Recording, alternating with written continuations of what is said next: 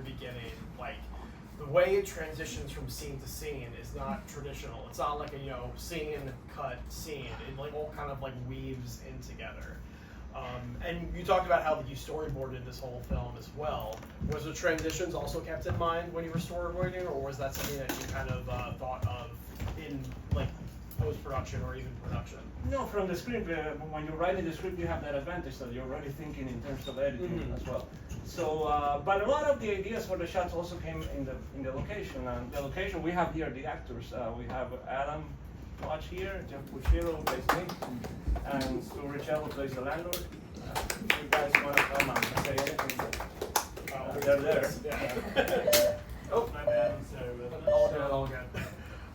Yeah, so I watched this film previously on my own, just in like my headphones and laptop.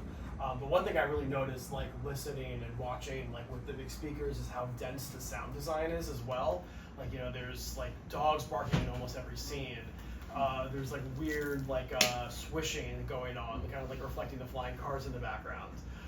What was your process as far as sound design? Like, did you like record stuff like while you were filming as well? Oh, a lot of that came afterwards, because the idea was to build an atmosphere, and because we didn't have physical control of the locations, I had to add as much as I could visually and aurally as well. All right. So the idea was also in terms of the storyboards, it comes from the principle of manga and comic books, where you don't repeat the same camera angle. So every time you cut, it's to a different camera setup, which more or less conveys better the mood of what's happening at that exact moment. And of course that took forever. Probably Adam can talk about this, doing the scene several times. He kept very consistent throughout. It took a whole year, and we're shooting chronologically. Yeah, that was, and then another year editing. We shot it in 2001, edited it in 2002, and we released it in 2003. At a film festival in Havana, and then in New York in 2004. Nice.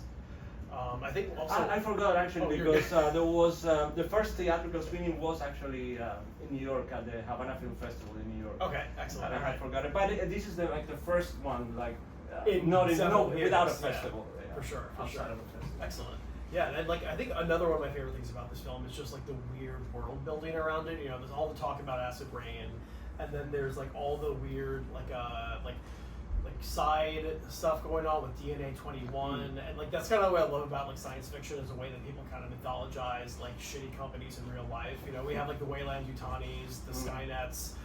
I'm curious, like, what was the inspiration behind DNA 21? If it was behind like any real company or any like real corporate experience? Not in particular. It's just that I feel that aside from the story, for me, it's very important to branch the narrative in possible directions in a way that would be sabotaging the main narrative, let's say.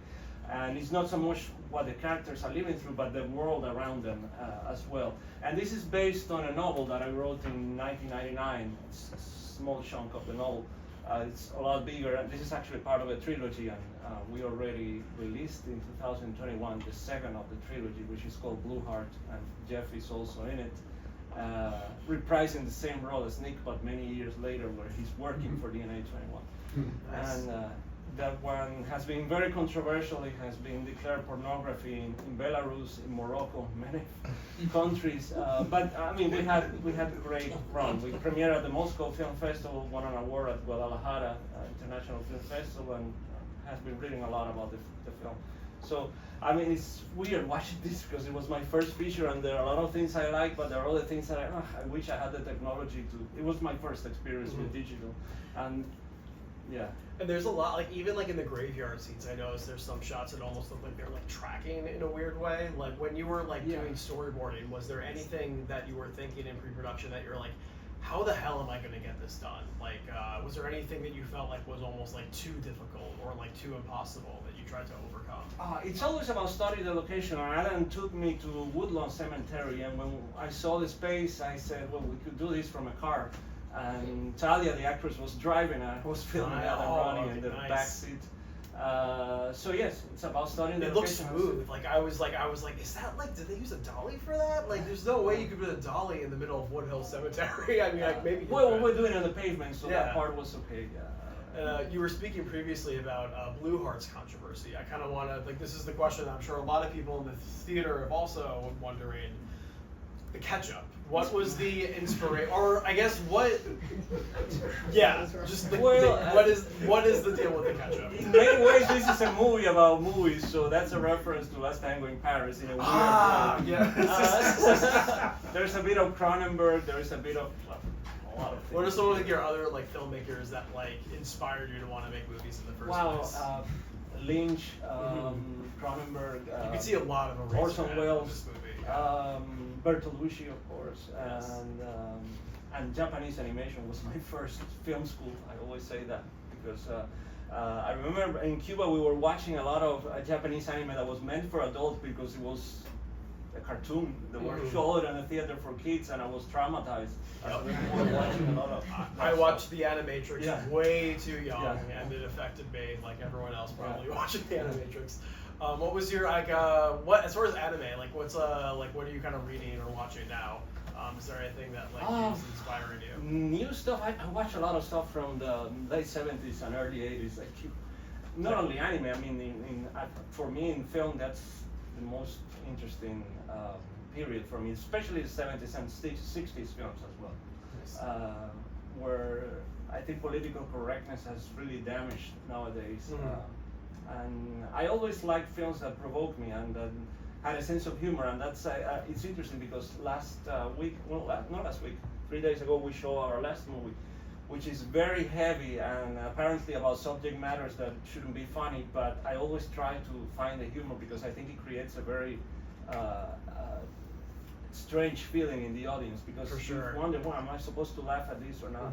And there's a lot of moments like that in this movie as well that just are so unnerving, but in like kind of a funny way, but also in a way that like make me feel like my skin crawls in ways that like I haven't felt in ways watching other like the ketchup scene is like top tier, one of the most like just goosebumps. Like even second time watching it, just still feels so oof, but like in a really effective way. And you were able to do that with such a low budget, with like very like early like home computer technology.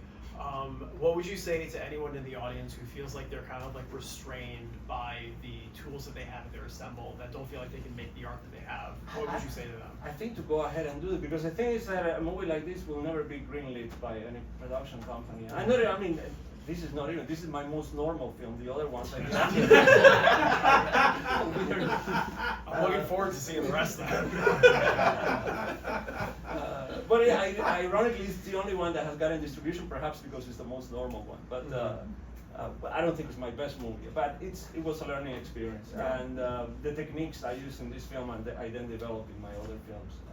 Thank you so much for sharing this, and thank you so much for like providing like this bizarro and just like opening up my mind, because I'm excited to see Blue Heart. I haven't seen it yet. It's on my list, but like really like incredible job what you're doing. I don't know if to anyone else who has any questions or concerns. You want? How can we see Blue Heart? Oh, it's available on Vimeo On Demand. A Brazilian distribution company has it on Vimeo. You can rent it streaming. Yeah. Did you realize you predicted the video screens in the subway perfectly? Oh, yeah, imagine that. Yeah, I mean, it comes from Blade Runner. I mean, there's so many references, but yeah. And FaceTime also.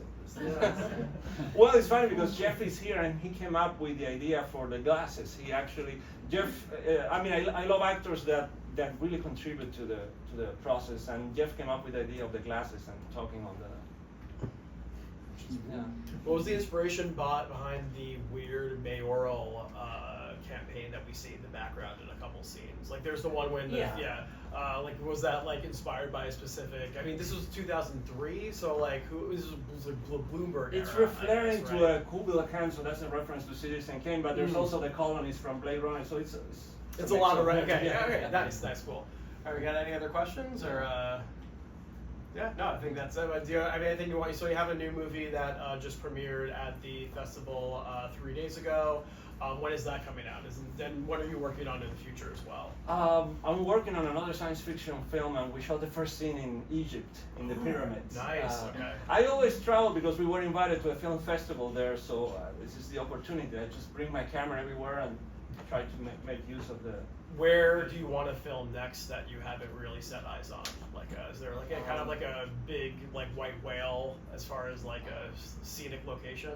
Yeah, there is a place, and it's very hard to get to, but Mongolia is a place that Ulaanbaatar is a place I don't know much about, and it's a very strange place with all this Soviet architecture, and it's just, but it's so far away, and unfortunately I can only travel when a festival invites me, and yeah. All right, well, hopefully there's a festival in Morocco sometime down the line. Until then, Miguel Coyula, Red Cockroaches, thank you so much for coming.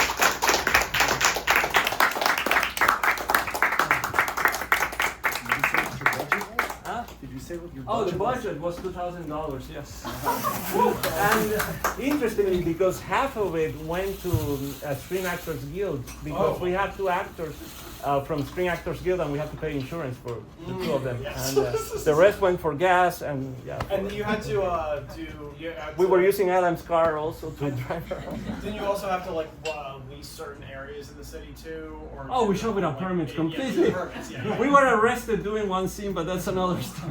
Okay, well, please. Well, it didn't make it into the film. It's a scene right after they drive out of the city.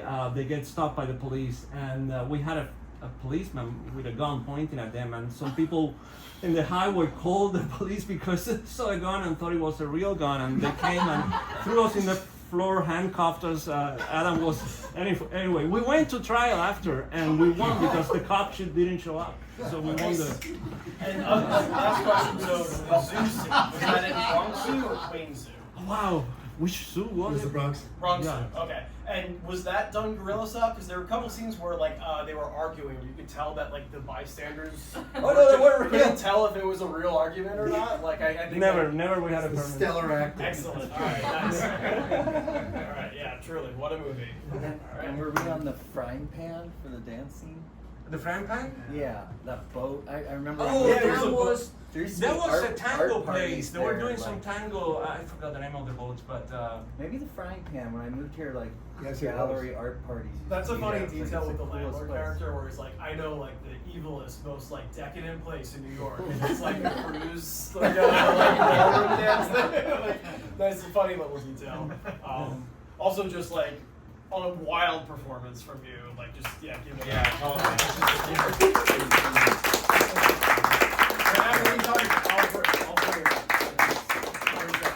Adam crushes this thing, man.